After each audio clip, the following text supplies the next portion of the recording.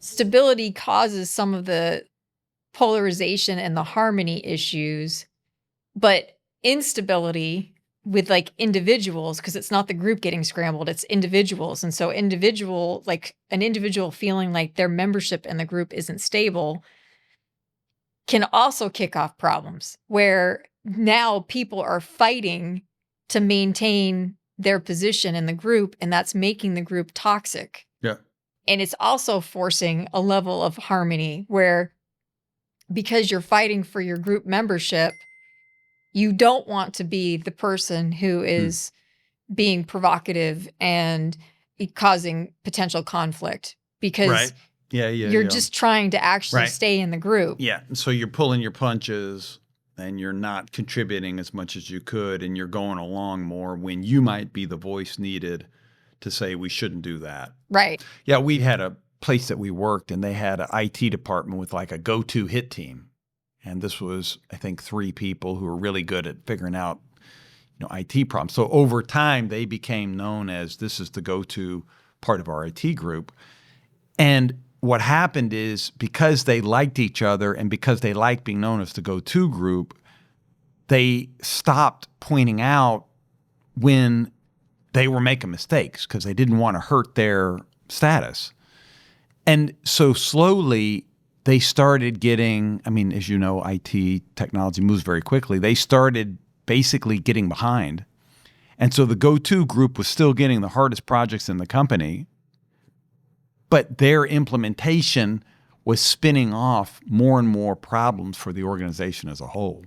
And it actually took that team, there was an intervention involved, but it took that team changing their composition by adding a 4th person who was new and recognizing we're too beholden to our relationships and the status that we stopped doing the things that made us great.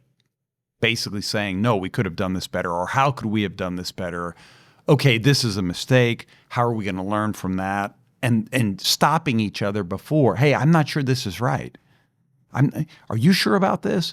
And so it required not only the insertion of a new person to give a little bit of new blood, but a fairly candid set of conversations to, in this case, get back to behaviors that they used to do before, but that as they'd gotten tighter and gained more status, they started suspending some of those things because they were worried that it was going to cause them to either lose status or have to have more. They were protecting each other with the status, Yep. because if they admitted that there were mistakes Yep. or that there were problems that they didn't know how to fix or screwed up, then their reputation as being like the high status hit squad would be diminished. And so they're protecting each other. And then in the process, because they're probably also not admitting their own mistakes, like nobody's learning from the mistakes. Yeah, and they wouldn't check each other anymore. They stopped serving as critical thinking sounding boards, which, a lot of times yes, okay, it sounds like, oh yeah, we should all have that. But the impact of that in an organization where you care for people is that I'm having to point out, maybe you should do this differently, or there's a way to do this better. Mm-hmm. And they put the relationship in front of the performance. And after a period of time, there was enough performance drop to where there had to be a full stop. We have to make some changes.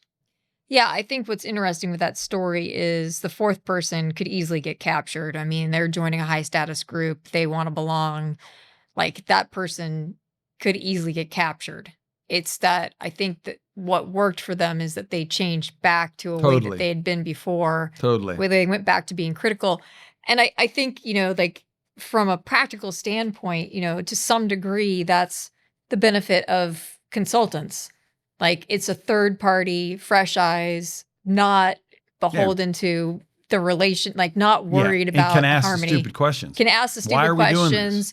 Can also present like new information, to the degree that that's the norm for bringing in somebody for fresh insight. because you can't have a group that then just blows off the consultants because, oh, well, the consultant's here, but they'll be gone and we're going to disregard what they say. But to the degree that you can build a group that's like, listen, we're bringing them in for a purpose because we need to look in the mirror in a way that we can't. Yeah. And then, it's in and out. It's the consultant doesn't get captured.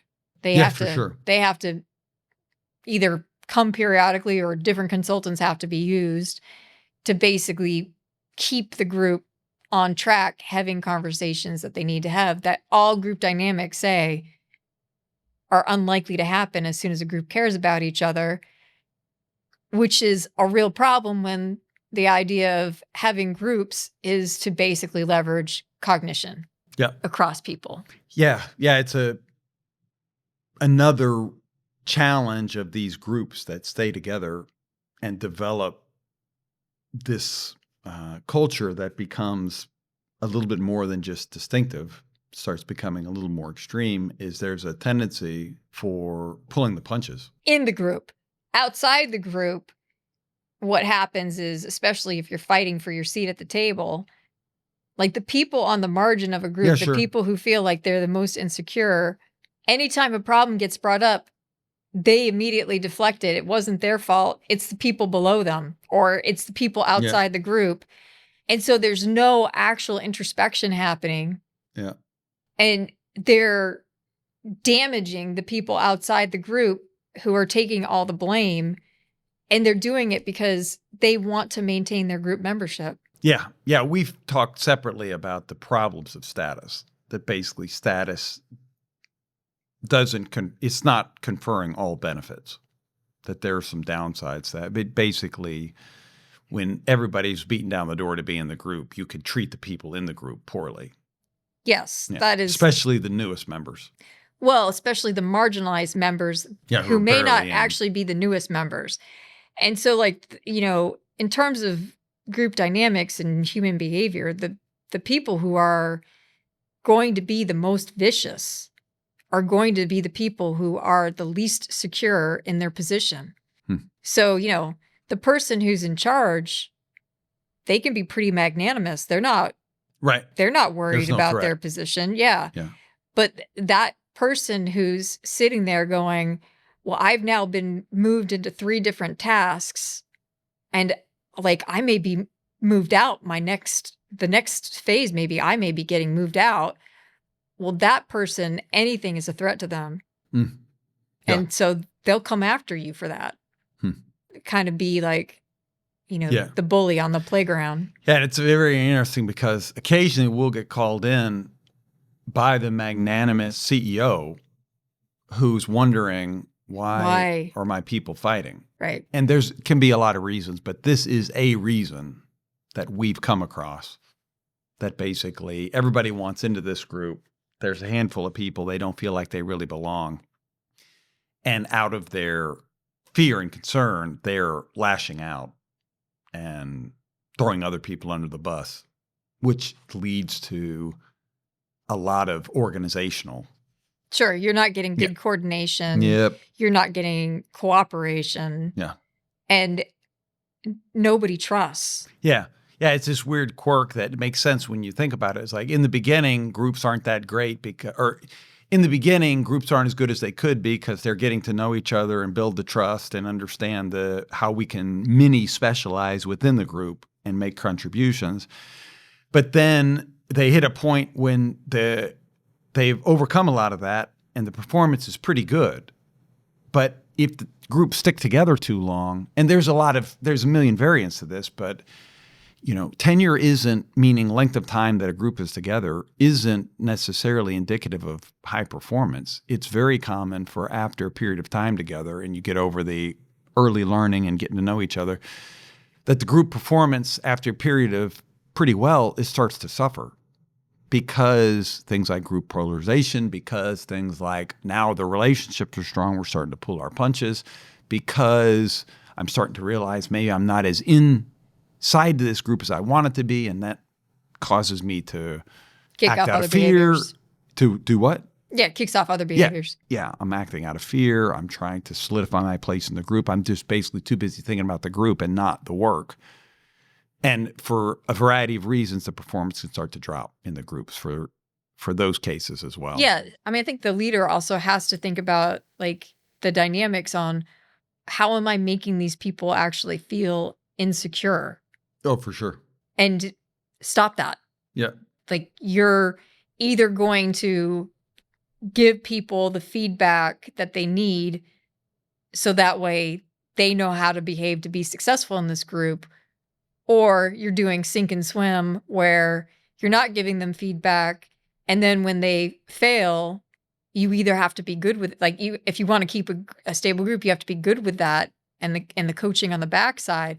But if you're not going to be good with that, if you're going to be upset and then you're going to move them around and you're going to keep moving them around until you think either they're not part of the group or that they're, just not good enough, then you are going to have a group that is insecure. Yeah. That's very difficult work because a lot of times we get called in by the leader to fix that, but they have no idea that they're the originating problem, the originating source of the problem. Oh, we just had a lead that came in and this person mentioned that they recognize that some of it is on them, but like basically we're interested in fixing the people, not the. But our response is,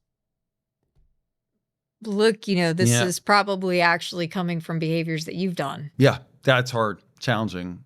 I mean, challenging work. We don't mind doing it, but it can be difficult. It can be difficult to foster that insight, right? But like that's the benefit of being a consultant. Like I got no stake. In this organization, so. Well, yeah, our job is to have that perspective, right?